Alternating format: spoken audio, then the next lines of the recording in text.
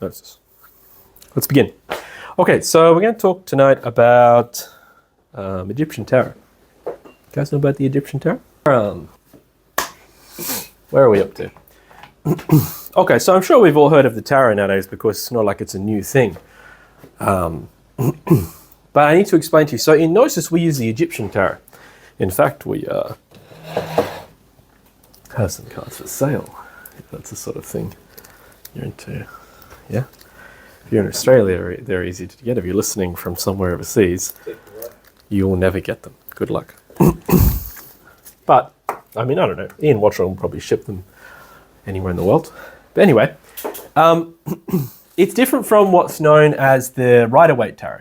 So the Rider-Waite tarot is the tarot that's used commonly, you know, like when you go to the fairs and someone's doing tarot readings, etc.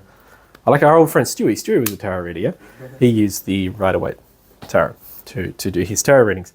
And the Rider-Waite tarot actually isn't from very long ago. It's from, I think, the late 1800s, early 1900s. It's not even that old, yeah?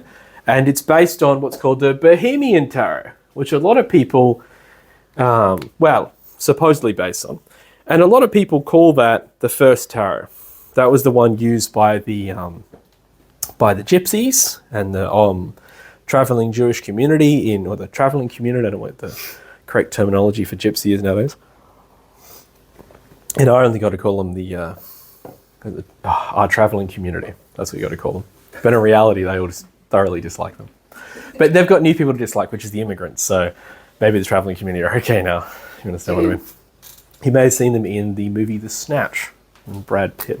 Anyway, so yes. So this form of tarot is actually a derivative of the original Egyptian tarot. So the Rider-Waite tarot has 4 suits, just like the playing cards, as well as 24 major cards. So it's made up of 22 major and 56 minor. And in the Rider-Waite tarot, the 56 minor are made up of various colors. You got like the pentacles, the staffs, swords, and clubs, which are the same as all of our card games. And it's interesting, all of the card games nowadays are just a, what do you call it? Like I don't want to use the word degeneration. That is true.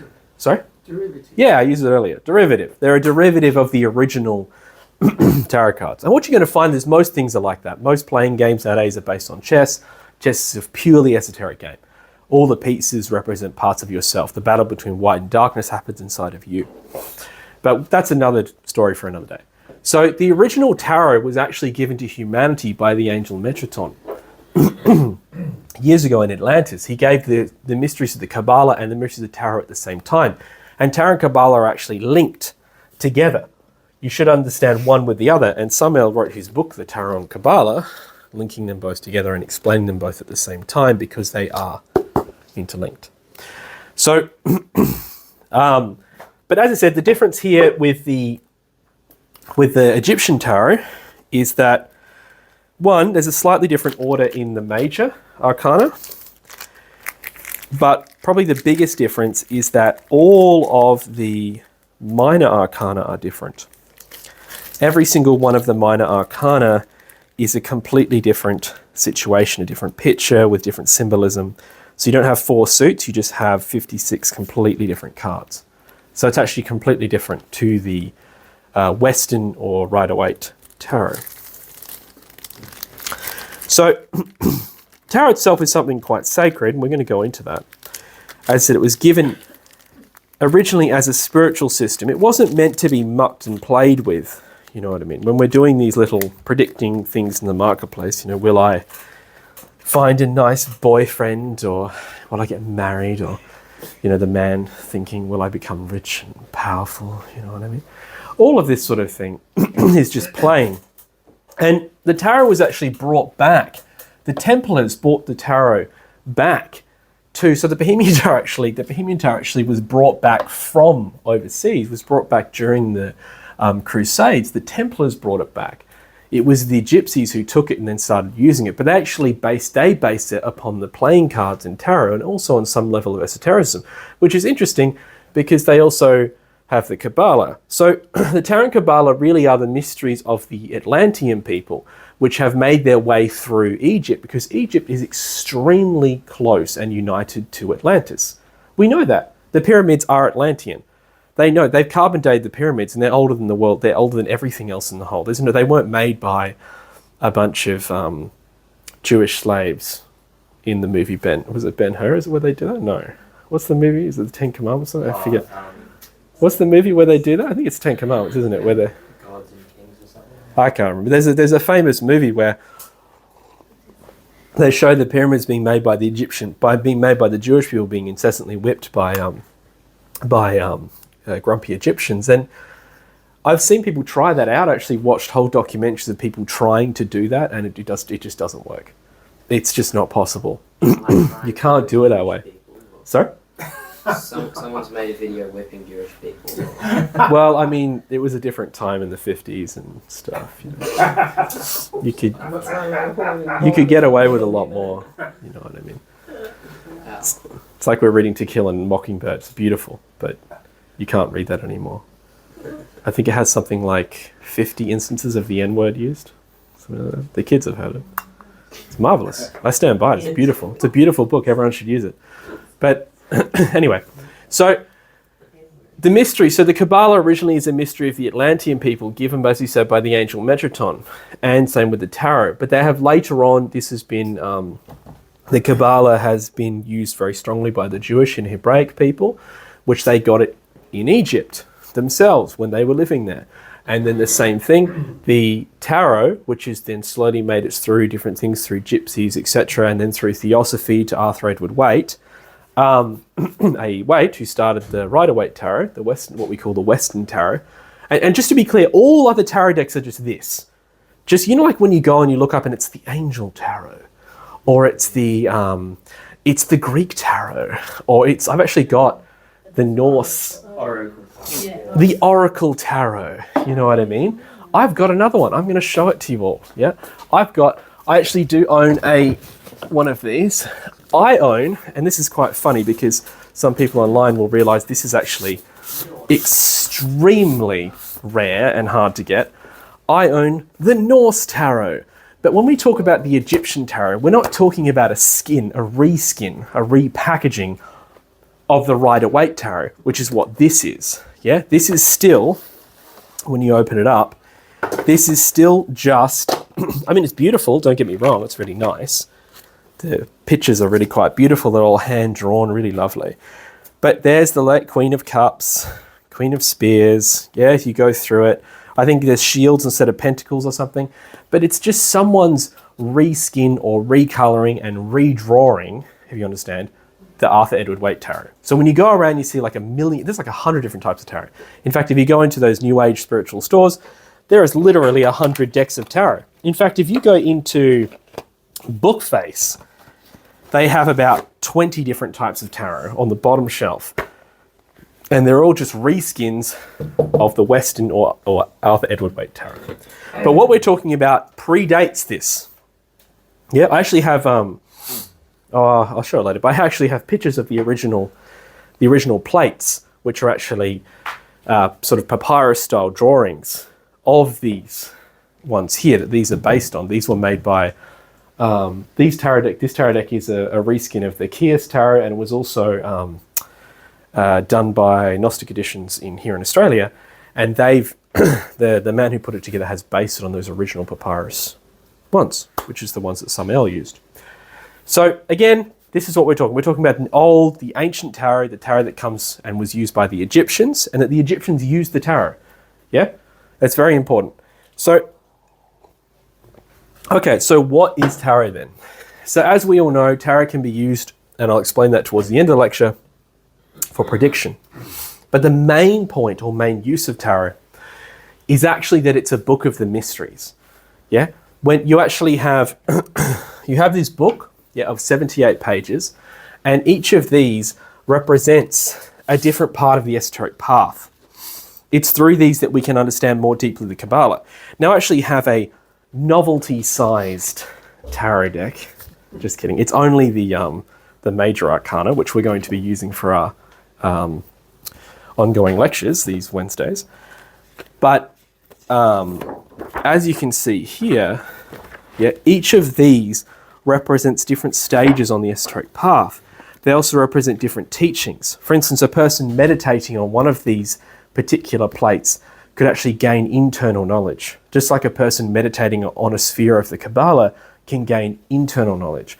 And that's the whole point. Gnosis, or internal knowledge, is the entire point. So I will teach you how to do tarot readings, and I will do tarot readings here in class with you, if anyone's game. The problem with doing a tarot reading is, Everyone knows. well, the first 3 cards are the answer, the question, because often we don't understand the question. That's the problem. And then you get the answer.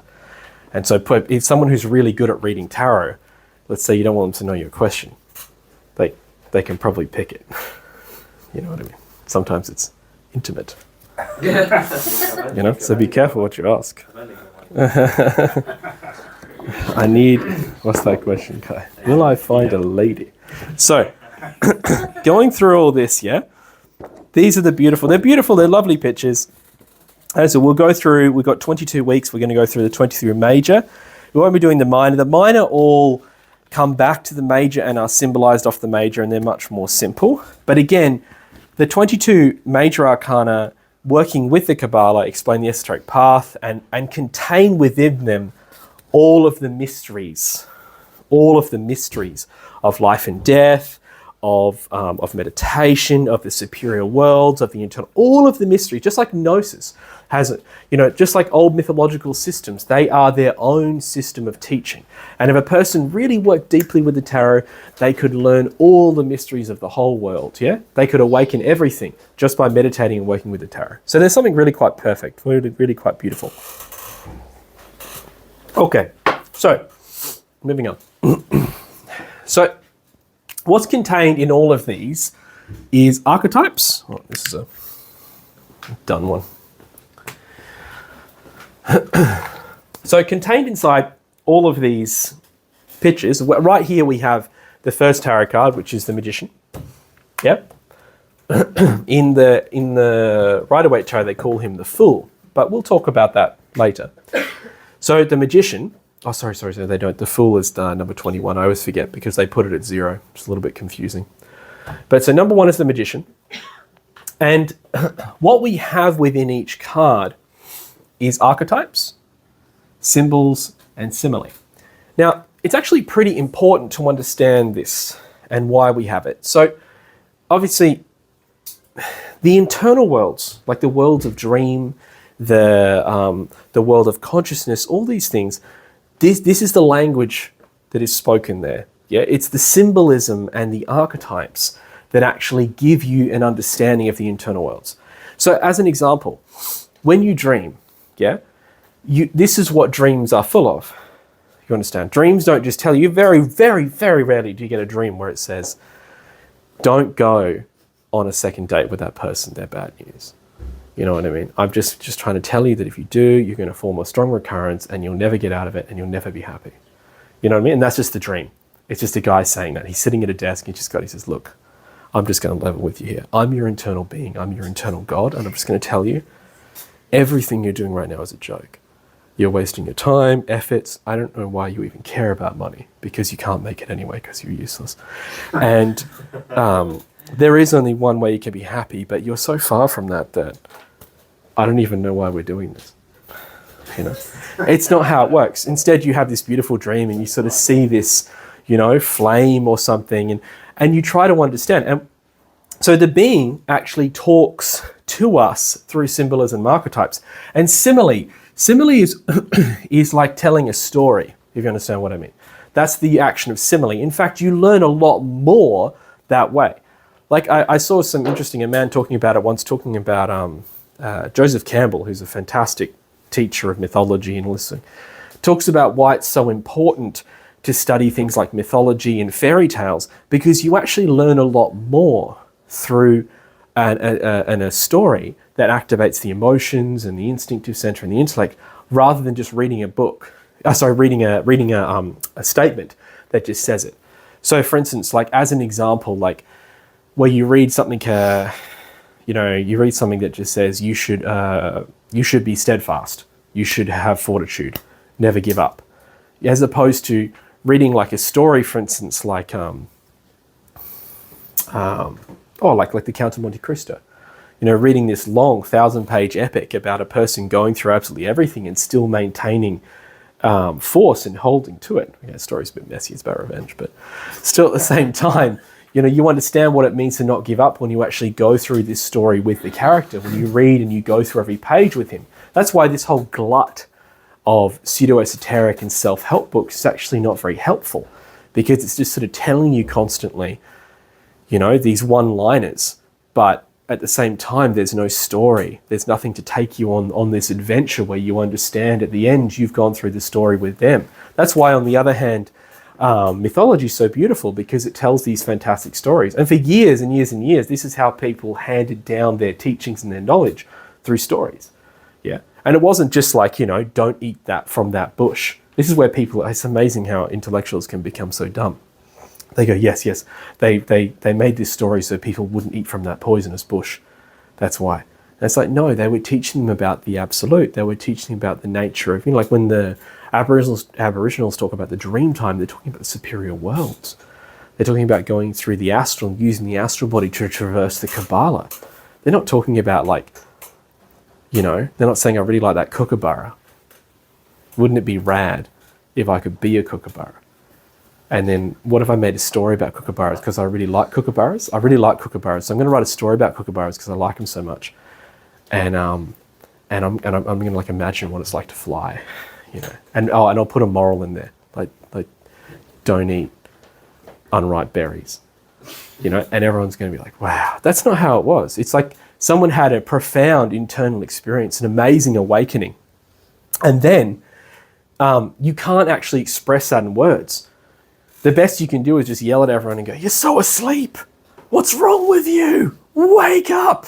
And that doesn't work, does it? People just think you're just up yourself and contrived and rude, etc. So instead, we try to teach them through archetype, symbol, and simile, just like we're often taught this same way. And that's why you have beautiful stories like Dante Alighieri's Divine Comedy. You have beautiful stories like the Odyssey and the story of Troy, which are full of rich archetypes that teach us. And people have understood that for years. The highest forms of education, like the beautiful institutions of like Oxford and Cambridge, and have taught these for generations. And we're pumping out actually very intelligent people. All of fantasy, all of fantasy literature, movies, everything, all Game of Thronesy, nonsensey stuff, everything is just based on Tolkien. 100%. Just that one guy. And that one guy was educated at Oxford and Cambridge, where he learnt the classics, and he learnt archetype, and he learnt stories. The hero journey. Sorry? They say the hero journey? Yes, that's right. And so he learnt how to talk to people in archetypes, and he wrote something so beautiful that it spoke to the people of the day. Yeah. But unfortunately, now they don't teach that at school. You go to school and they teach you about business, how to make money, I heard a story about a lady who dropped out. She dropped out of business school to start her OnlyFans, became a multimillionaire, and then went back and gave a class to her lecturers about how to become a millionaire. That's the state of affairs. You understand? We're not learning about the classics, are we, anymore? It's like, this sells, therefore it must be good. I don't know if you've ever noticed, but people almost always go for things that are bad for them. Do you know what I mean? You're there reaching for the chocolate, like, no, I've already had 4 or 5 pieces. I couldn't possibly do it. And you know about the dental bills. It's expensive here in Australia. You know about weight problems. You know about dairy and its influence upon your internal system and how it just doesn't work anymore. You're over 30. You can't have that anymore. But and if someone now knows how to make you eat poison, they are now like considered to be like intelligent, a god, someone who we should look up to.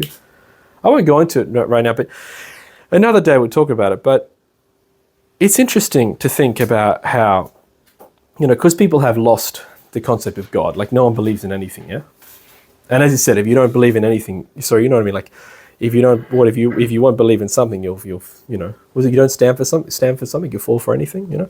If you don't actually have some level of faith, you just end up believing anything. And that's sort of the society we're living in right now, where I was thinking about how, like, before the internet, right, people just used to, like, pray. Like, I was thinking today, like, there was something I wanted to know. And then I thought, you know, I don't really know that. It was just some nonsense. I can't remember what it was. But I was thinking about something. I was like, I wonder what that is. And I just pull my phone out and I just Google it. And then there's the answer by Google Gemini. Google Gemini says, this is what the answer is. And you scroll down, you can read some Reddit posts or something. And it's like, look, this is your God of truth. Yeah. Instead of praying or asking, and it's amazing, you can literally ask Google what's truth and it will just give you an answer. That's complete nonsense. You know it's also wrong? I asked it once for the correct quote from something from Hamlet, and it gave me the wrong quote. Because you know the way that the AI works, it just sort of compiles words and then sort of shoves them together because it doesn't actually think. It just puts words together from using algorithms.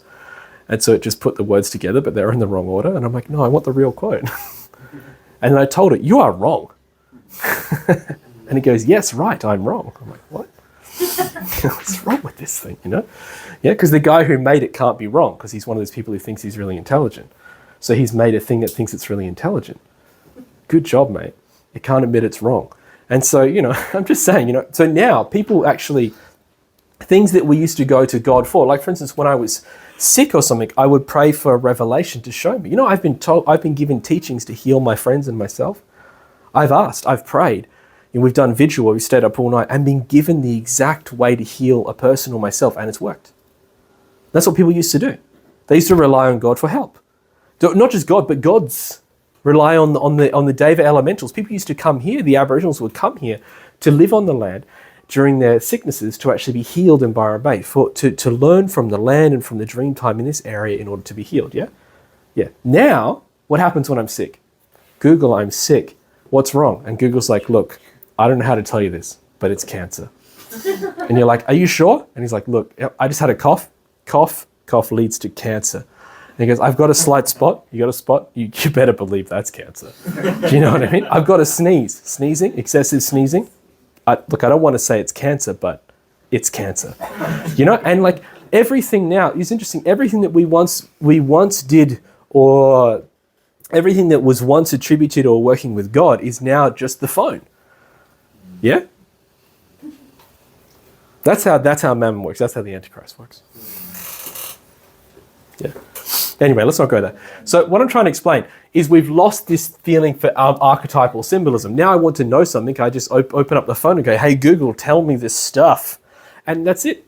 You know what I mean? I watch instead of reading the book, I watch a YouTube summary of the book, you know? And the guy says, yeah, I thought it was all right, you know, but I think he's a misogynist and he should be a male feminist. And so it's horrible. I hated it. You know, it's like, okay. Like, but what about the archetypal symbolism? How does it enrich you as a person? You know, what does it really take you down, you know? Does it make you question your reality? Does it make you think of something higher than yourself? Does it show you how to live? Does it tell you about the internal worlds? No. So anyway, as I said, if we want to move out of that reality of the Lord God internet, you know what I mean, that we pray on our little device, yeah, then we want to start moving towards the archetypes of nature and of the internal worlds. And the tarot is a really good place to start. Yeah? Tarot and dream yoga. If you want to begin to understand archetypes and symbolism, we practice dream yoga, meaning we try to wake up in the astral and then remember my dreams and write my dreams down, begin to have an active dream life, but also enrich myself with symbolism so that then those symbols will be reflected in my life of dreams. And rather than just having a dream where you're like working at the coffee shop or something, or you're, you know, eating something, or you're just, you know, cleaning something or whatever, you know, fixing something, rather than having boring dreams, or you just have boring dreams about the nonsense you watch on television. I had another Game of Thronesy dreams. I had another Breaking Bad dream. You know, I had another fear dream because I watched so much horror movies, you know. Do you think it's the ego? I'm like, maybe. You know, I don't know. Your life is so unenriched by archetypal symbolism that I can't tell your mental projections from your symbolic dreams. Therefore, you need to live rich archetypes so that your dreams can have rich archetypes. Yes, Rich. No, they're just talking a bit about being able to go into the dream state, and that sort of theta and that dream state conscious is getting harder and harder for people. Yeah. Because the neurology of the brain is reordering itself because of the micro information from the phones. You mean like the lack of... It can't get into one long, consistent stream of conscious understanding, because even when we're asleep, so the way they did it is they filmed children while they were asleep. Children who'd been exposed to mobile phones. And the kids were asleep going like this. So they were dreaming in 30-second micro chunks of what they were scrolling, and their body was doing the action while they were in theta state. So they're very difficult to get to that higher consciousness. It's true. And because we're constantly overstimulated too. I'm doing as well. Cut off sort of thing from it. It's a bit sad. It's sad. But we can do it, you know what I mean? We can do it. I mean, they're trying to make it hard, you know. At the moment in Australia, they're trying to make it so you can't go camping anymore, you know what I mean? Because you're harming the Aboriginal people, you know, by going camping. You know? Yeah. And but in reality, what's actually happening is that people are going out and decompressing, and you know what I mean, allowing the mind to actually stretch out to the beautiful size of nature, and to actually relax and become receptive, you know. Yeah. So let's begin to talk about this, because this is going to go deeper into what we're already saying. So if I want to begin to read tarot, if I want to understand tarot, like if I want to read the tarot, because we're going to do some tarot readings as well, then I need to... Samael gives us this teaching. He says that in order to read the tarot and many things, we need to develop through this 3-stage system. And that is first developing imagination, then inspiration, and then intuition. And he actually calls these 3 types of knowledge. So I should have written there. 3 types of knowledge. Yeah? So we've got 3 types of knowledge. We've got imaginative knowledge, inspirational knowledge, and intuitive knowledge. Now I'll go into it, because intuition in Gnosis is something that's actually quite specific and quite different to the way that we overuse the word in the West. You know, there's some words that we use a little liberally in the West. Like, for instance, the word love is very overused in the English lexicon. We use it too much, you know. I love Frankie's ice cream. You know what I mean? And I love my wife. And I love my new jacket. And I love my car. I love coffee. And I love coffee. Do you know what I mean? In a lot of other languages, you're just not allowed to say that, because it's just creepy and weird. You know, because they're actually quite specific. You know what I mean? They're very specific ways. You can only use a specific word in a specific circumstance. Kind of like Eskimos having, like, 20 words for snow or something, you know? Whereas with us, we just got, I love everything, man. You know? Well, that's a little bit of there's also a bit of a dumbing down and a loss of our language. But anyway, so there's 3 types of knowledge. So the first type of knowledge is imagination. And so to open the imagination, yeah, this is like a process. We actually do it through meditation. And what the imagination is the correct functioning of the mind. So our mind should be imaginative. That's differentiated from fantasy. Fantasy is when the mind is constantly stimulated from outside. Yeah. So if my mind's being stimulated from outside, I'm constantly taking impressions from the outside world, and then I'm thinking about them all the time. And then we call that a gnosis fantasy. And that has 2 poles. You can see it as like, you know, the just general fantasy, just thinking all the time about the world. And that can lead to fantasies about myself. You know, I start thinking that I'm this really good person, you know, that I'm really good at everything, really fantastic. And then that gets broken when I, you know, open up my phone and look at somebody doing everything I'm doing better and smiling or whatever. And do you know what I mean? Like, what I'm trying to say is we sort of, that's one type of fantasy. But in general, the mind, constantly stimulated by the outside world, it lives mechanically, and it's not receptive at all. It's just constantly taking on, and it can become so enclosed that it believes that there's no other reality than this little tight reality it's created. And that's actually what we call fantasy. So it means I actually don't think that there's an outside world. I don't think there's a being or a god or a higher power. There's just this little world I live in. You know, I recently put an advertisement out on Facebook for our next course, and I got a huge amount of clapback. So many people yelling at me, telling me I'm the worst person in the universe because I'm trying to teach something spiritual. And but when I look at them, I say that person, I can see they've put themselves into a really tight way of thinking. Do you understand what I mean? And I can see that for them, there's no point in me arguing with them at all, because there's a lot of pain when you're in a little box like that. You know, when you can't believe in anything, when you can't allow a little bit of magic in your life. You know, like that was the whole thing with Mary Poppins and what are the other ones like that? You know, to believe in the impossible dream. You know, like the Man of La Mancha, Don Quixote. You know, to actually believe in the impossible. You know, even Alice in Wonderland has that. The idea of we have this enclosed mind. It's like, I've never seen a dragon, so they don't exist. It's like, but you've never seen one. So, like, what if there's one just deep and dark under the ocean, just waiting for us to nuke it that one last time, and then it's going to come out? You know, I mean, as it comes out, and you're like, it's going to be horrifying, but it's also going to be amazing. I mean, getting killed by a dragon is so much better than falling out of bed. You know, do you know how many people die from falling out of bed, breaking their necks? Not even like, I'm not talking like a bunk bed, I'm talking like just a regular bed. You know, like that. Heaps. You know, it's a common thing. Dante, do you want to turn the urn down? So anyway, as I was saying, yeah, you know, we don't know. My father, I was really lucky because my father sort of raised me very much like that. You know, he would often be like that. When I always wanted to sort of lock things down. I had this real sort of intense, like, problem-solving sort of mind, you know, like playing chess, all this sort of stuff. I like to win. You know, and I had this mind. And my father would just constantly spin me around. Like, he would just constantly spin it around every single time, you know.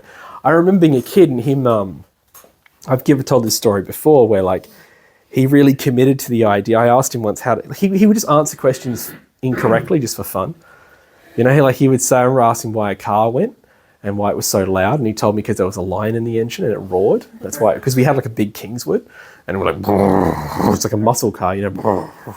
And he said, there's actually a lion. In my head, like, I imagined this lion like strapped, like harness yoked into the engine, and then it would like run. Do you know what I mean? And I was just like, this is amazing. You know, and I remember once, you know, our car overheated, which happened all the time because we were poor. And we just had, my dad bought most of his cars for $500, like, until that wasn't a thing. You know, in Adelaide, you can still buy a car for $500 because they don't have any bloody, you don't have to check cars. A car's roadworthy if it drives. That's how it works in Adelaide. Just so you know. It's excellent. There's so many old cars on the road. But, you know, like, yeah, I remember that. I remember once the car was overheating. I was like, Dad, watch out for the lion. And it was overheating. So he had to like whip the cap off or something. And it was like, tsh. And I remember believing so strongly as a child. I was like, wow, my dad's like dealing with this lion. You know? And then it like came around and it wasn't there. I was like, where's the lion? And he's like, he went away. And I was like, you're tricking me, man. You're tricking me, dude. You know, but he was always like that, you know? And if I would say stuff like, oh, my teacher said this doesn't exist, he'd be like, well, how does your teacher know? You know what I mean? It's like, you know, remember the bit in the Truman Show? They said they have to keep making ways to keep him in the tiny island. And there's a piece, I want to be an explorer. And the lady pulls down the map. She says, you're too late. They've already explored the whole world. You know? And I just really enjoyed that. It's like, oh, that's it. Just give up. You know what I mean? Even though there's like the whole interior caves of the world that no one's ever been to, the depths of the sea, we haven't made it there yet. You know, no one's ever figured out how to get into a volcano yet. But we still have this whole idea that we've gone. There's still parts in the Amazon that no one's ever stepped foot. Do you know? But there's no magic in the world anymore. Do you understand what I mean? The people have become sort of like, and you know, this leads to depression, right? When a person feels like they have no avenues, that there's nothing, that there's no, you know what I mean? That there's no reason to live anymore, that I can't go out and do anything. They start to like, you know, crush in on themselves. And so this is quite painful. So this is actually the power of fantasy. Fantasy does all this. You know what I mean? I know it's hard because in our society we usually think of fantasy as almost like, just thinking about dragons or something. But the reality is the mind lives in a fantasy and then it boxes us in. When in reality, the mind needs to be open to the possibilities. Yeah. If I want to experience the unknown, I have to at least have a mind open to the unknown. The people swearing at me on Facebook, their mind is completely shut. There's not even the possibility that maybe what I'm talking about could be true. I'm talking about alchemy. There's not even the possibility that could be true. Someone's saying, you got no idea, that was disproved years ago. And I'm like, okay. Like by whom? Who said that alchemy is not a thing? Come on. You know what I mean? Why don't you go down to your basement and cook some mercury and then talk to me?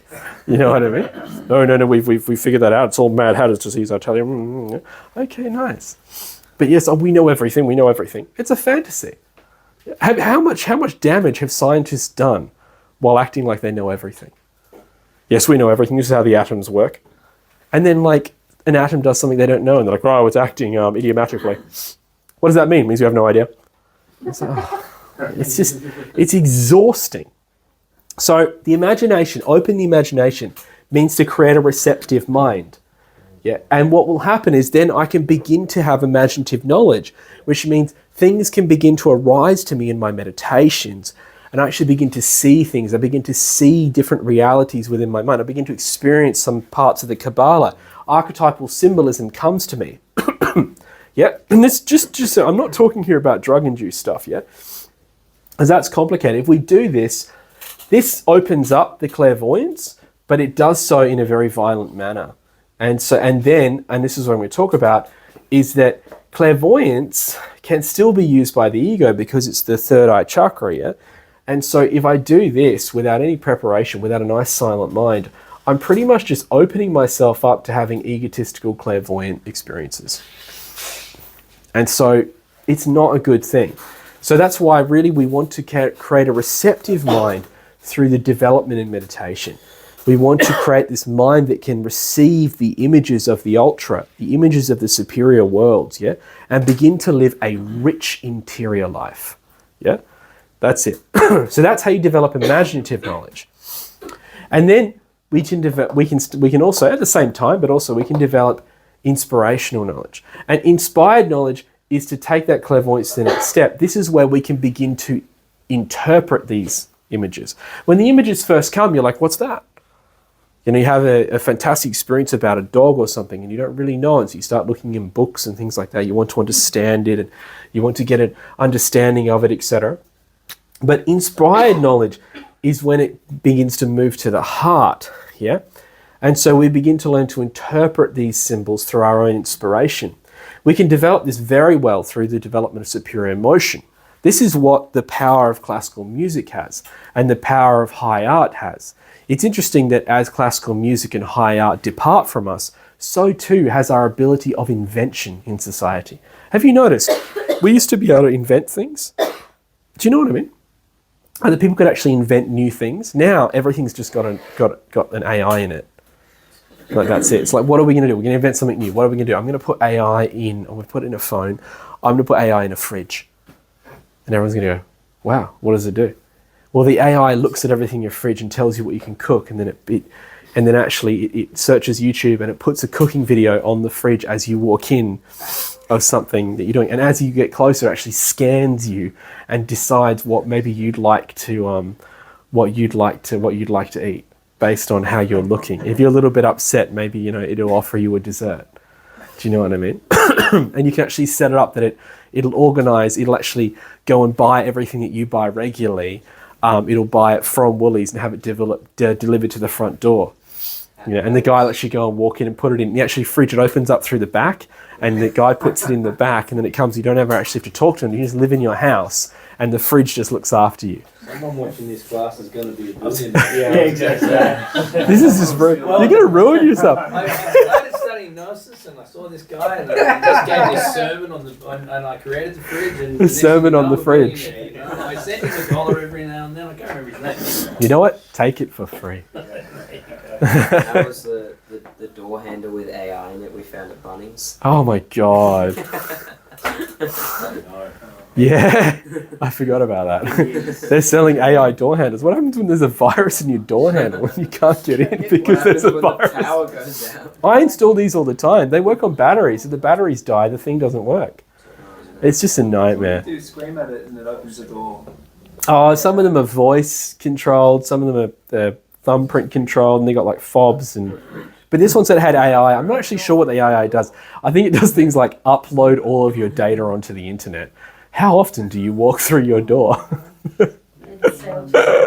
No, you link it up. It's got an AI, so you link it up, and then it can, like, as you go in, it can like turn on your lights and start playing the music. So if you're like a bit depressed, it'll play you happy music and stuff like that. It's just it's ridiculous. You know what? I don't want to go there, but it's like, you know, we had to create a mechanical, to make AI work, we had to have artificial intelligence. We first had to make artificial people. So now people are artificial and predictable. The AI works, you know? But it wouldn't have worked. If you'd have brought AI in as it is now 20 years ago, everyone would have laughed. They would have said, but why? Who would use this? So anyway, I don't want to go there. What I'm trying to point out, though, is this classical music actually, I mean, I know there's been heaps of studies to show just how powerful it is on you. You know, it's the opposite. When you listen to sort of, you know, this sort of rock music and stuff, I'm not saying it's all bad. What I'm saying is that you feel it on your mind and everything. It doesn't have the same effect. This stuff really opens you up. You know, it fills you with a sense of joy. Like, you know, we're going to see Beethoven's Ninth Symphony at the end of the year, and like, Ode to Joy is such a beautiful part of that opera. Of the symphony. It's wonderful, wonderful. So, but these things can really open you up and really begin to open up the superior emotional center. When we meditate on classical music, when we begin to learn to appreciate some of this high art, having this around us gives us good impressions. But of course, we develop it as well through the process of meditation. Yeah. As I slowly begin to work more, my inspired knowledge begins to, my imaginative knowledge moves to inspired knowledge. And so I'm beginning to then, so I see that symbol and I go, oh, and that symbol causes inspiration, and I now understand what it means. Yeah. So I see for instance, I might see the bird here, which represents the Holy Spirit. And now that I've actually had some in feeling of the Holy Spirit, I've seen some beautiful arts of the Holy Spirit, I begin to understand what the archetype of the Holy Spirit is. And now this has a deeper meaning in my heart. Rather than just looking at it going, yes, the bird under here represents the Holy Spirit, because the ibis bird was a very sacred bird amongst the Egyptian people. And Egyptologists have often argued as to whether or not this is in fact an ibis bird or the bin chicken variety, which is of course a different bird coming more from Australasian regions. But it is a bird nonetheless. And so this is purely intellectual. There's no inspiration, there's no understanding. Yeah, to really read this stuff, you need the superior emotional center awake. Yeah. So, okay. Now, this will then take us eventually, as we keep working, to intuitive knowledge. And so intuitive knowledge, Samael describes intuition as pure mathematics. You know? And he says also that nature is pure mathematics. And it's to begin to actually understand or to have a relationship with our being. Intuition is to have the inner mind awake.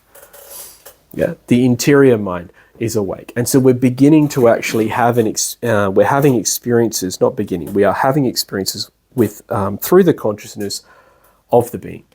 Experiences of objective reality.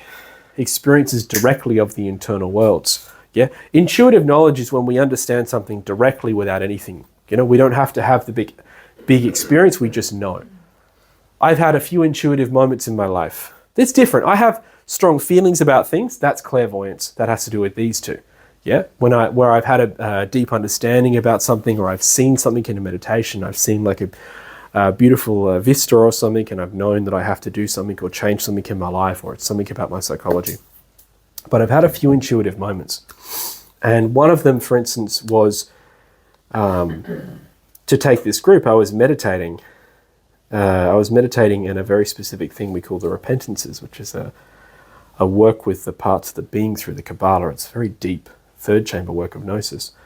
And I was working with a part of the being of Salome, And I was just told, just like that. It just, not just something came to me. It wasn't a thought, nothing. It was just, take the group. At that time, we were planning to move to Ireland, and it was like, nope, take the group in Byron. That's it.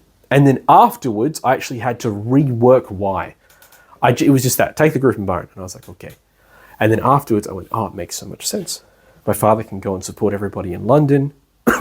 I can prepare the next generation of missionaries who are here. We can do so much. This opens up a great door. But it was intuitive. It was just that. Take the group. And then I had to work backwards and understand why it was so important. Do you understand? Something so quick, so powerful, so intense, just like that. And if I wasn't paying attention, I miss it. Yeah. It's a profound internal experience. So this is awoken in earnest through these. Doesn't mean we can't have it occasionally. You know, there are moments where we're just told what to do and where to go in a moment, you know. But this is to go beyond matter, yeah? This is beginning to receive knowledge directly from the being, like that. Wow, yeah? But... Linked to faith. Sorry? Linked to faith. Yes. Intuition is directly linked to faith. That's right. Intuition being the insight, faith then being the, I guess, the complete surrender to be willing to follow what that intuition, the intuition directive was. So like you receive the insight about the intuition for the group, but it's faith that actually becomes a vehicle that you would completely surrender to that in 100% faith and just do it. I understand what you mean. I often see us to link together. Yeah. Yes. I understand what you mean. Yes, that's right. Yeah, link to So faith. without faith, what I'm getting at, without faith, it's often we don't act on our intuition. Yes. The intuition will give us a direct insight and we'll do nothing about it.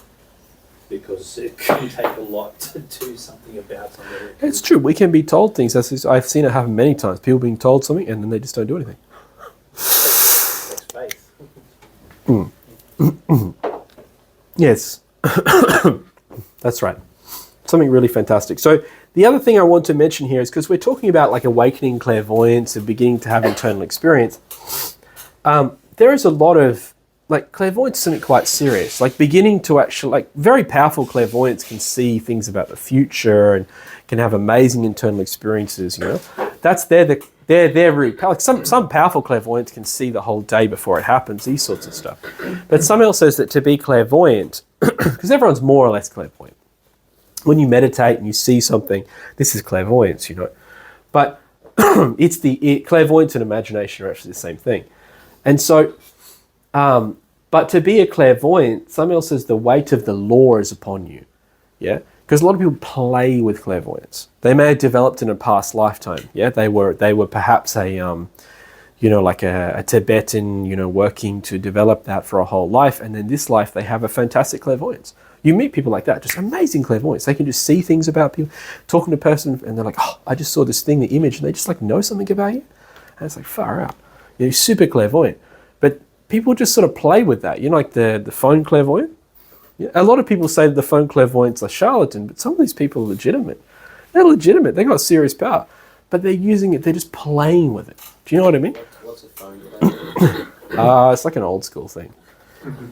And it's like, how do I describe it? It's like, it used to be really, it started up big in the 80s, right? Bored at 8 o'clock and go down to the Telstra phone box.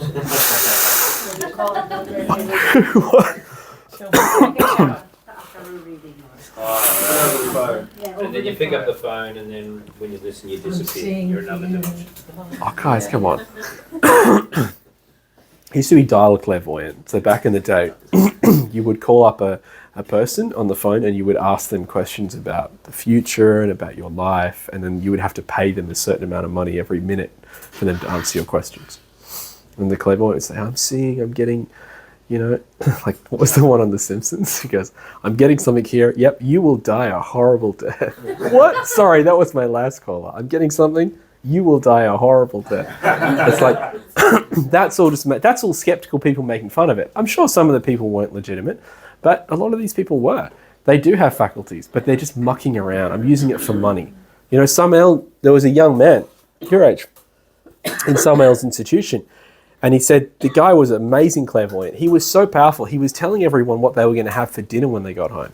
So all these guys, you know, all these men were at the class and they were hanging out at the retreat, and he was sitting around with them and he was telling them what their wives were going to do when they got home and stuff, like telling them. He just amazing clairvoyance. He could see into the ultra, you know.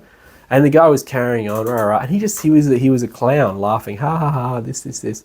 And Samael walked up behind him while he was talking and just went bang, and just put his hand and just like straight into the center of his spine, bwah, and shut the faculty in one hit. Just like bwah. And then he held him and said, work hard to recreate it. And then you'll understand how important what you had. And then just walks off. You know? Sorry? Imagine having that and Yeah. And then losing it. And the same thing, remember, Ravalu, he gave Ravalu the ability to go to the astral. Ravalu passed the test with Samael, and he just gave him the ability to go to the astral whenever he wants. Just gave him that ability. And after, what was it, like a night or two of just flying around doing absolutely nothing, he came back to him. When he went to the astral 100 times in one night, he went back to him and said, I can't have this because I don't, what he said, there's no, what is it, I'm going to waste too much time. And Samael said, you know, actually, I want you to keep this because I want you to use it seriously. You know, that's it. So this kid didn't respect it. So there's a severe karma for clairvoyance mucking around.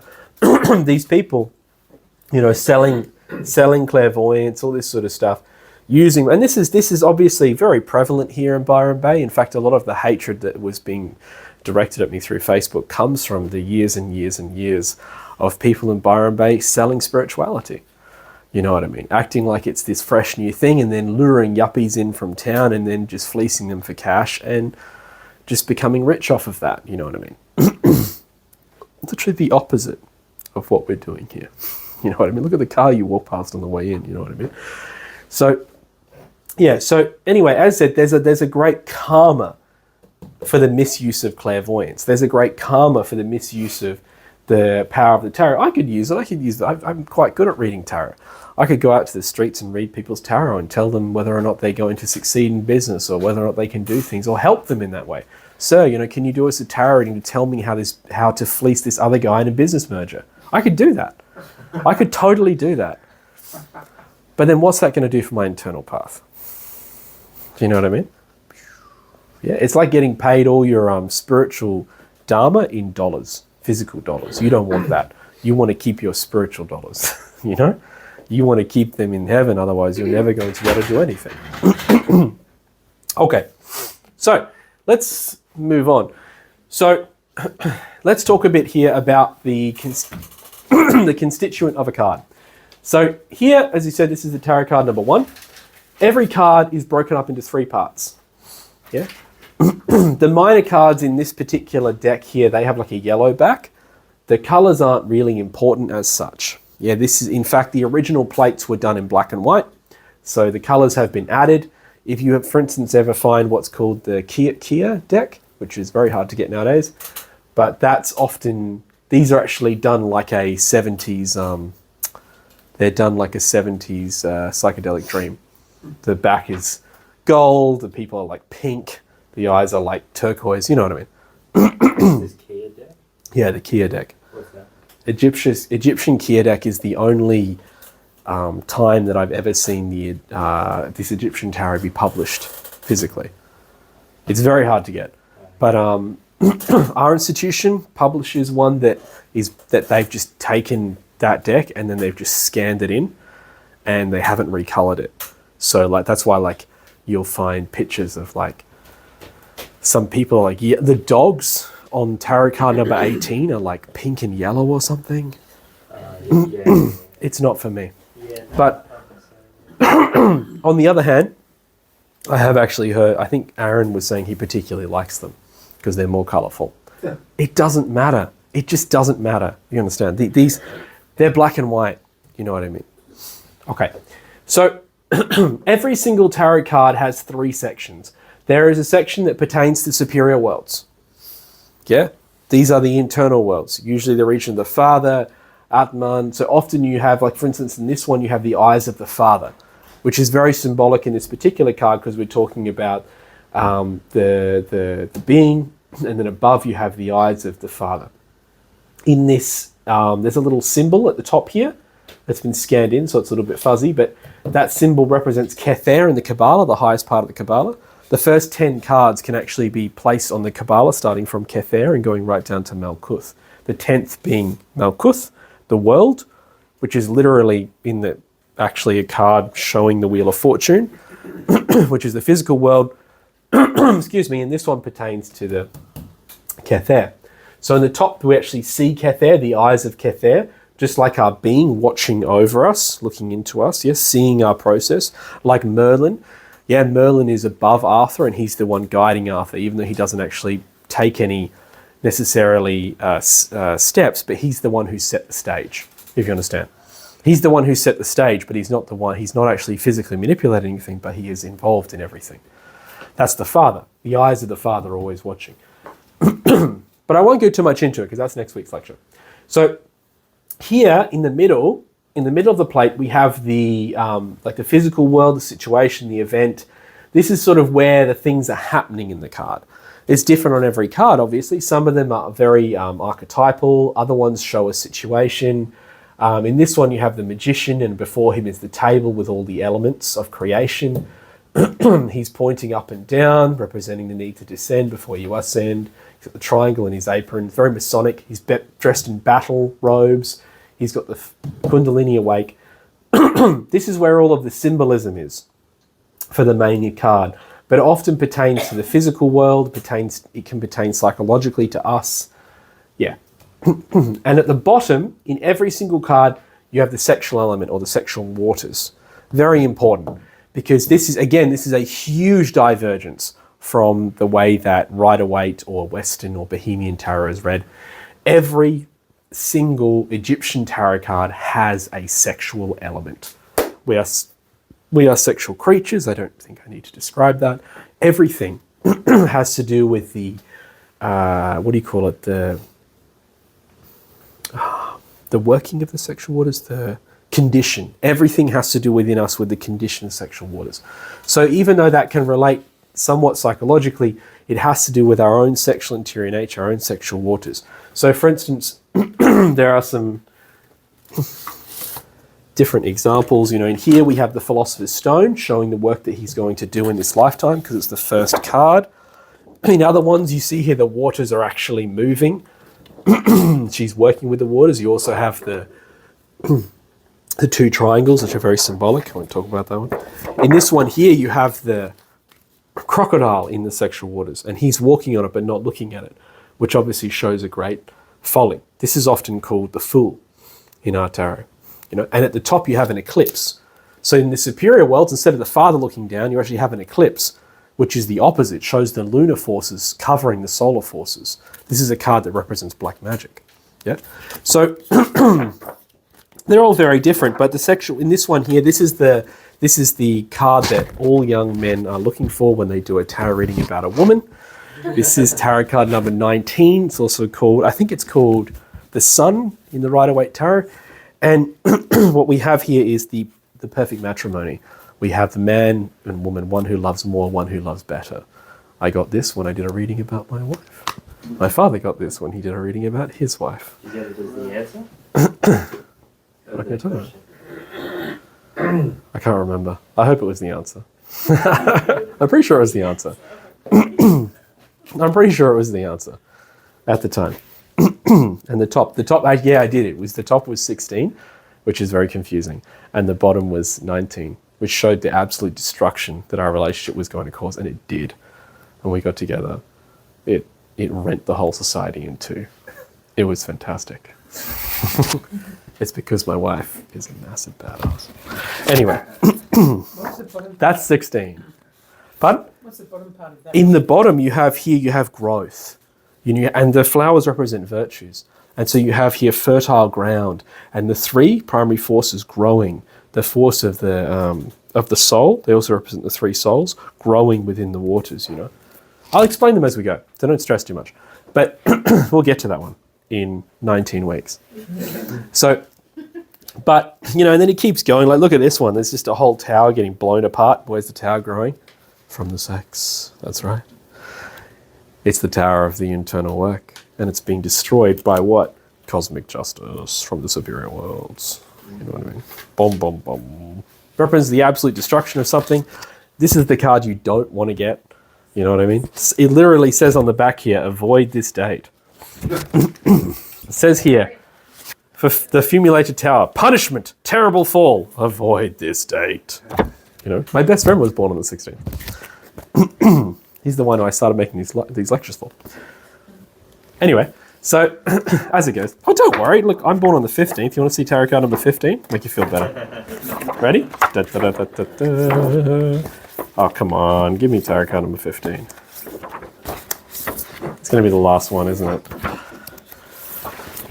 There's tarot card number 15. It's the devil. The devil made me do it. Who's also 15? Me. Hey! 15th, my friend. Just a wee bit of a deviant, aren't we? So, in the end, we'll go through it. So, there's a sexual element to every card.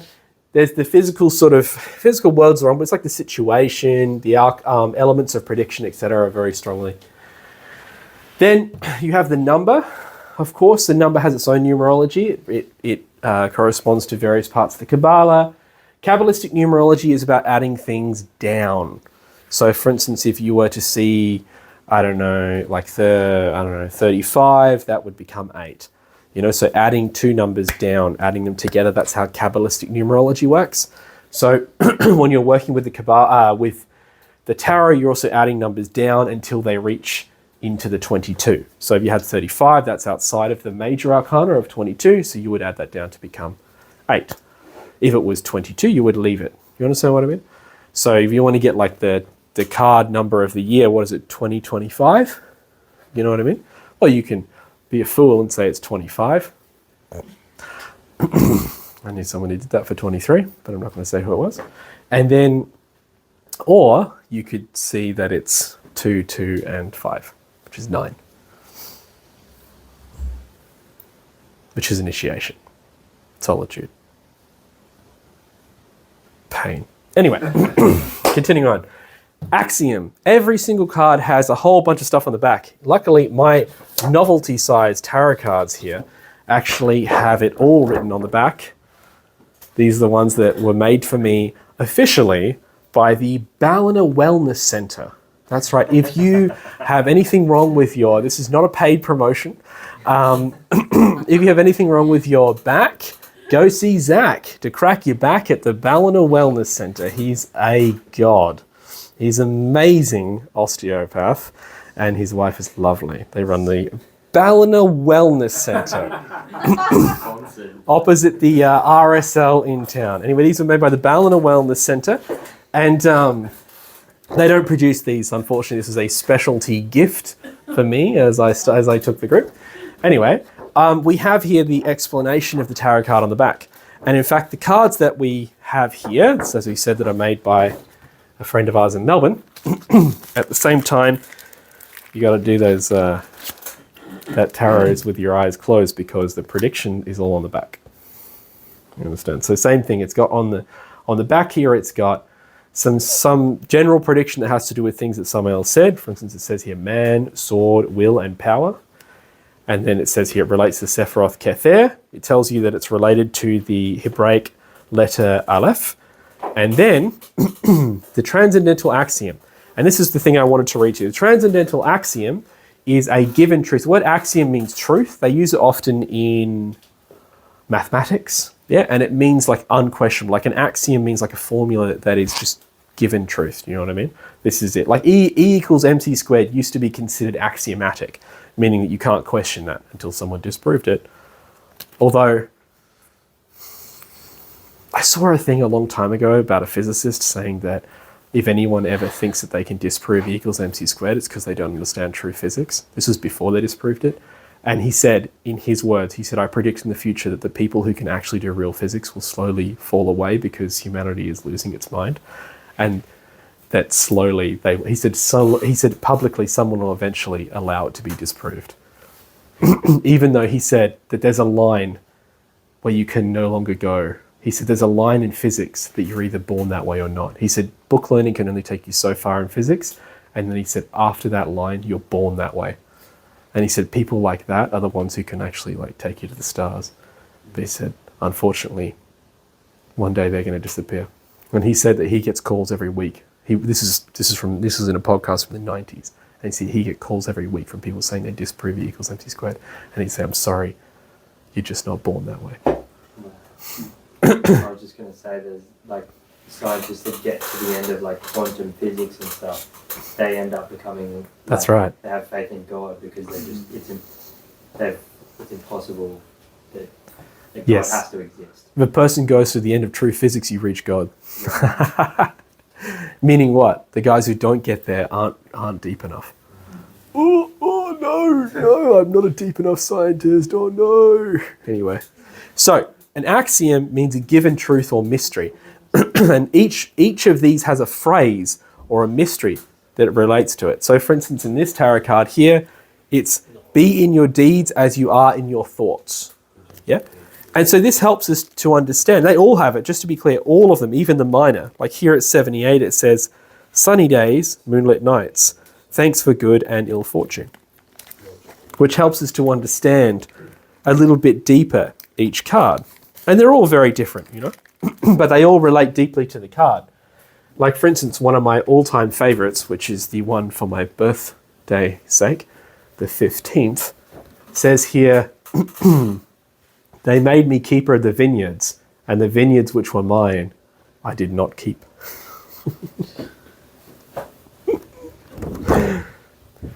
A vineyard's usually a sexual thing, just so you know. It's talking about fornication. Anyway, moving on. So, that's the axiom. Now, time to learn how to read tarot. So, how does one read the tarot? Well, first you need a tarot deck.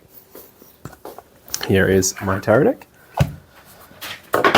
And you will need to start by separating off Kai's last tarot reading. No, just kidding.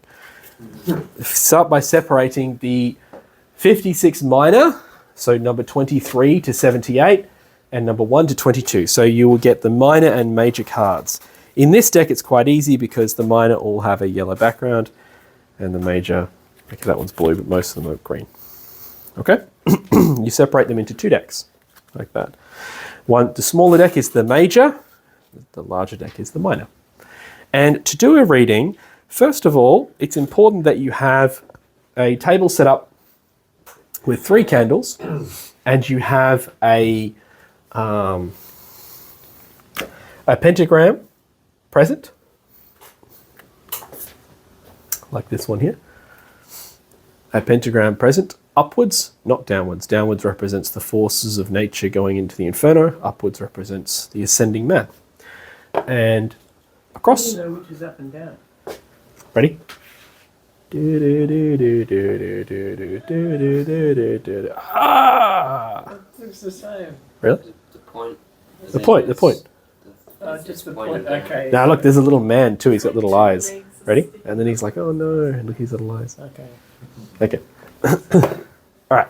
And then a crucifix. Because we should always work in the name of the Christ as Gnostic people. In fact, do you ever find yourself in a difficult situation in the astral? Ask for something in the name of the Christ. Demons can't deal with that. Okay? That's all. If you have an altar, marvelous. It's always good to do it at an altar. If you don't have either of those, can you just draw them? I can give them to you. Oh. I can give them to you. Oh. I have a whole stack of pentagrams right here. And look at that. Your own pentagram. Fantastic. You draw a cross. Thank you. Okay. What about the cross? You just put While you're at it. two sticks together. Okay. Okay. You're right, we should print out some crosses. Now, you will have a crucifix, a pentagram, 3 candles, and then you make 2 piles. You have, as I said, you shuffle them each separately in your own way, in your own fashion. I don't mind, you can do the backhand shuffle. I'm sure Brad can do some pretty trendy shuffles, professional poker player. Ex-professional poker player. Oh, yes, sorry. So shuffle these up so that you have a deck of major and a deck of minor cards ready to go. And then before you begin... As in together. Separately. So you have one small deck, which is the first 22, and then you have one larger deck, which is the remaining 56. So from 23 to 78, and from 1 to 22. Then, before you begin, you will perform a seal. And that seal is like this. It's called the microcosmic star. And what you're doing is you're making your body into a pentagram. They actually have quite a nice, I don't know if they still have it, they have like a GIF or a video on the Gnostic Teaching sort of website of that. And so you go like this, like that, and you draw a pentagram. So first you make the top, bring it down to the shoulders, out, down, up, like that, and then seal yourself like that. I know I did it very well for the camera. I have to deal. But yeah, so the main part is the cross seal like that, the Gnostic cross that we do a lot. But so that's called the microcosmic star. And so we seal ourselves because your egos and desires can influence the result. Yeah. So if your ego inside that really wants, because I didn't talk much about mythomania because I didn't feel like talking about mythomania. We already talked about a lot at the retreat.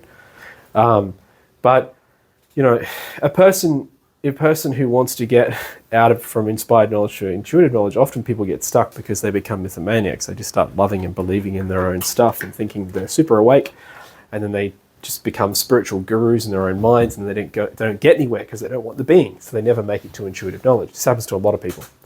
So, but as I said, our own ego can interfere with the reading. Larvae in the astral can interfere with the reading. Many things can interfere with the reading. So we want to seal ourselves. That's why I put the pentagram, the cross there, and then seal ourselves against it. Okay? So yeah, microcosmic star. So we got that, like that, and then we're sealing ourselves to the elements and everything around us. Got it? Then we perform a reading. And I'll get someone to do it in a minute. But first I'll just explain how it works. So we have here, excuse me, we have here, first we will shuffle from the smaller pile and we will draw one major card. So I've done a fake reading here for us to understand. So I dig it up and the first card I draw is tarot card number 17. Yeah, so it's going to be the first card will definitely be between 1 and 22 because I'm drawing from this deck here. Yeah, and so I draw the tarot card number 17. I'll place that in the top position. Yeah, because you end up with 4 cards. These pictures are cards. Then I will shuffle the deck of 78, and which is the deck of tarot cards 23 to 78, the minor, and I will draw first a card to the left, and then second a card to the right. Yep, and I can shuffle in between. That doesn't really matter. We're just going to draw 2 cards. We're going to try and let ourselves be guided. Yeah, and while we're doing this, sorry, I should have mentioned that. Sorry, but while we're doing this, obviously we have that question. Yeah, we're asking our question to the being, and we have that question in our heart. If we're just asking sort of how things are going, well, that's different. We're just asking how things are going, and I'm just sort of trying to have concentration and faith in that moment. Okay? Now, and so I'll have 3 cards at this point. The first one I drew from the major, then I'll have a minor to the left and a minor to the right. Now, this is what we call the question. This is the beginning. And as I said, like most things, like in the Hitchhiker's Guide to the Galaxy, for example, they say that the problem isn't that the problem isn't the answer, but within the question. If I understood the question, maybe I'd be able to get the answer on my own. Yeah? So the question and then the answer. So the card to the left here is number 78. Now to get our answer, we're going to keep the number 17 and put it down here. Then we're going to reduce both the left and right card to a single digit. That means Kabbalistically adding them down until we have 1 digit. So if it's 78, that would be 7 plus 8. 7 plus 8 equals 15. Therefore, I would need to add that down again because it's still not a single digit. So I would add that down and I would get 6. And then I would put my 6 here. Yep, so I've got 17 and 6. Then 23. So if I've got 23, I will add that down. So 2 plus 3 is 5. 5 is a single digit. So I'll add that to my bottom. So now I have 17, 6, and 5. 17, 6, and 5 added together equals 28. Now my answer must be within the 22 because my answer is going to be a major arcana. Yeah. So if the answer, say for instance, was 21, that would be fine. I wouldn't do any more adding or adding down. Sorry, adding down. It's complicated when you say adding down out loud and you think about it like this. Adding down. Numerology is what numerology is. Pardon? If you just say numerology, it's what numerology does. Yes, adds down. So, okay. So if I've got 28, I go 2 plus 8. 2 plus 8 is 10. That's within the 22. So my answer is 10. Recurrence. Yeah, 10's recurrence. I'll show you later. Okay. Do I have any questions about the process of doing a reading before we... Yes. Left and right, like in that order? I On the scale don't think Samael actually says. I always do left and right reading order. But I think he just says you draw a minor and then another minor. Do you remember, Ko? I don't think there's an order. I've always done left and right just because of reading order, but I don't think it matters. Okay. Just 2 minor cards, 1 for each side, and then we add that down to the quintessence. So obviously if I've got a number like 1 at the top, I probably won't have to add down again. I can just add down these down. But these will always reach 1 digit. So no matter what I do, this goes to 1 digit. If it's already a 6, it's a 6. If it's 23, it's a 5. If it's 78, it's got to be added down twice until I get 1 digit, a 6. It's very important. That's the biggest mistake people make. Sometimes it adds the same thing, but not always. Yep. So you gave some background on this particular tarot Yes. as opposed to the, what do you call it? The Rider-Waite? Or Western Tarot. Is the Rider-Waite using the same mathematical reductive? Completely different. Okay. That's a totally different way. I've actually, I've got, That's okay. That's it's just 100% different. You pull like, I think you pull like 12 cards. Yeah, I've seen it. You put like a whole bunch in the top and then you got like 2 in the I middle. meant as a formula. Nah, totally different. Because it couldn't be like that, but still, if you analyse it, it can be formulaically. I'll just check. I don't think so because it's different because you've got like, sorry? There's a 0. There's a 0 in there. Like they take 21 and then move it to 0. And then they have less, like it's all in 4 suits. So there's kings, queens, and jacks and stuff. So it doesn't work. So when you talk about the plates that were originally found and the original manuscripts that they The original papyrus ones, yeah. yeah, did that come also with the formula for reading? I that don't discovered think so. I think that comes from Samael. I don't Okay, that's know. all right. I think that's his own thing. Okay, that's Yeah. all right. That's you've answered it. I wanted to know whether or not there was a correlation between. No. If you look online, you're not going to find much about this stuff. Most time you look up the Egyptian tarot and you just get the Kios deck, which is again, it sort of comes off as being a Western one that someone's made themselves, but that's not true But these because were found I've seen old historically, but plates. then not with descriptions on the usage. That's what we got told, but at the same time, I don't know where they came from. I know they come Egyptian, and I've seen original plates like that look different that are all black and white. Yeah. But I started looking online once, I couldn't find anything. Can So we see what that reading means? Like real? this reading, well, I just made it up though. It's not a real meeting. Didn't have a question. In mind. it's not. It's not actually a real meeting. I was going to do a real reading. Oh. Let's do a real reading. Yeah. Okay. So you guys ready? Does anybody feel sufficiently bold to do a real reading? And get this. I'm going to move this over. Ready? And then, wait. Okay, who feels sufficiently bold to do a reading? Eureka, I think. I'll go, but Eureka kind of said. Did he say he wanted to do it? Given me one before. He did say I'll go. Yeah. Okay. Eureka's called it, but then he's just got to go do some preparation in the toilet. He's going to make sure he's totally ready. Ask your question, your heart. If it's just how things are going, then just focus on your being. What's your cousin stuff? Sorry? He's going to do it in a minute. Just ask the question first. Do you do it first and then ask the question? I do it first, but that's it. Okay, stand up. You don't have to do it that way. Okay. Ready? Do you know how to do the microcosmic stuff? No. Okay, then just follow me. You can literally copy me because everything's symmetrical. Now just stand there. Turn around. You can just copy me, it's fine. Ready? Okay, so arms go up, points together, then drop down to the shoulders, then back out, and then in, crossing right over left and standing together, and then left hand on solar plexus with the right, draw across from the third eye to the sexual organs, then left, right to the throat, right around. You Good? got that written anyway. Sorry, from the third eye. This was the throat. That's from me. I was getting confused. It's from the third eye, right? Have you got that written anyway? No, but I can write it down for you. Okay, so kneeling for this one here.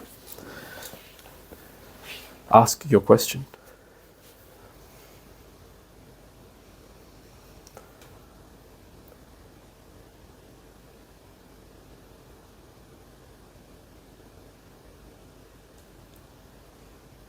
And when you're ready, you can start by taking the major, which is the one on your left, and shuffle it up and draw a card.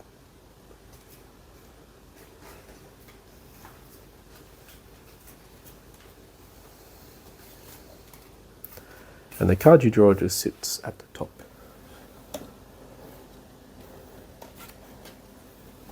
Nice. Okay, next, shuffle the minor and draw 2 more cards.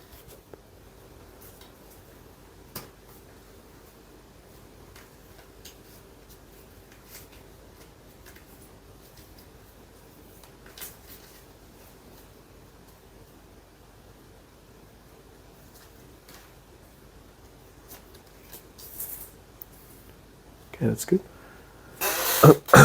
So then to reach this, we add down. So 2 and that is 2 and 4 is 6. 3 and 0 is 3. So that's 9. And then 9 plus 14 is 23. But then you have to add it down. So that's 5. So you open up the deck here and find 5. Lord of Karma. Okay.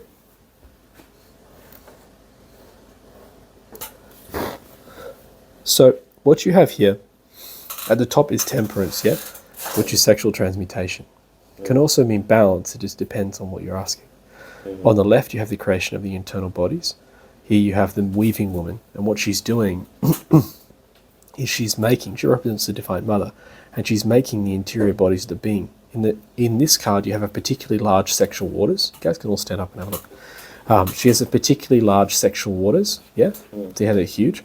So this card is obviously a sexual card, because look how big the waters are compared to a normal one. As opposed to this one's, it's a bit smaller, because it's less of a sexual card. Here you have the Kundalini, again on the 3 virtues that we see in tarot card number 19. Yeah, she's thinking of the Father and of the Christ while she does it, because she's making the interior bodies to being. 24 and 23 are almost major cards. They have a lot of symbolism inside of them. On the other side, you have interchange, which is interesting. Interchange has to do with working with other people, has to do with dealing with people, but in a positive manner, if you understand. I don't really know what the thing in the top means at the moment. I haven't really understood it yet. But in the other side, you see white triangles. These 2 triangles represent 2 things. One represents the triangle of sex, desire, and mind. But here it's positive, and on the other side is the triangle of the soul. You often see that in the Star of David. But in that sense, usually it's the positive over the negative. This one, the negative triangle is above the positive, but they're both white, and it's working in this whole thing. What we're doing is we're learning about the processes of the psychological work from our interchanges of other people. Yeah? So transmutation, and the bottom is the law. You have a lot of karma, my friend.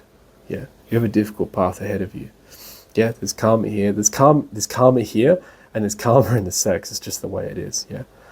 Now, what I think it means is that you have time. You understand what I mean? There's transmutation that needs to be done. You have a lot of karma that needs to be worked through, yeah? But the interchange in the way that you're living, the people you're with are really positive. They're really helping you and moving you forwards. But these 2 work together like this. You understand? these two cards come together. So this one here has to do with the work of transmutation that's going to start the process inside of you of the esoteric path. Yeah, just in the beginning, you're widening the waters, you're preparing, but it shows also the Divine Mother wants that. Do you understand? The being wants the path, because this is the alchemy as well, right? But you're not ready for that yet, because you've got karma, and you've got to learn from your Gnostic brothers. They're going to help you a lot. Good? Good. Good. We didn't even go into axioms. Axioms is a lot of fun. So the axiom here, don't be like the star. That's just balance. Don't be like the straw before the wind or the wind before the straw. And then here, wonderful. I like the axioms on the minor. Mesh after mesh weaves my loom, cloths for my honor, and cloths with which to honor. It's beautiful. So making of the body. Some of those are, how do we call it? Some of them are the lower bodies, the bodies to honor. Do you understand what I mean? Ones that, how do I put it? So it's making the bodies, for instance, of the astral and then the lower bodies, but also making the ones to honor, making the higher bodies as well, the bodies for the Christ and for the being and for the parts of the soul. Do you understand? And then this one says, harvest your land with care, but do not glean your sheaf with avarice. That's funny because you're a Capricorn. Individual expansion through commercial coexistence. Be sociable with everyone. Profit is through interchange. See, exactly what I was saying. That relates well with the 14 temperance as well, you know. We're working with What's 14? This one. Temperance. Temperance. But it's also alchemical because you have the two colours. And it's interesting, you have the Kundalini. You have the same waters on two cards. It's about the awakening of fire. It means the being wants it, but you're going to have to pay for it.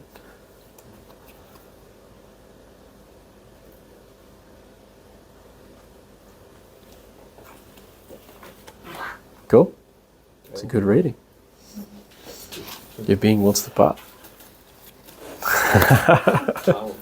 And that process is already moving. That's what the weaving was showing. That process has already begun inside it. Okay, we'll do one of these every class, so you can all have a turn. Oh, I mean, if you're afraid to do it, that's totally fine. Okay, we're all good. Okay, you guys ready for a practice? You wanna, little practice? Okay.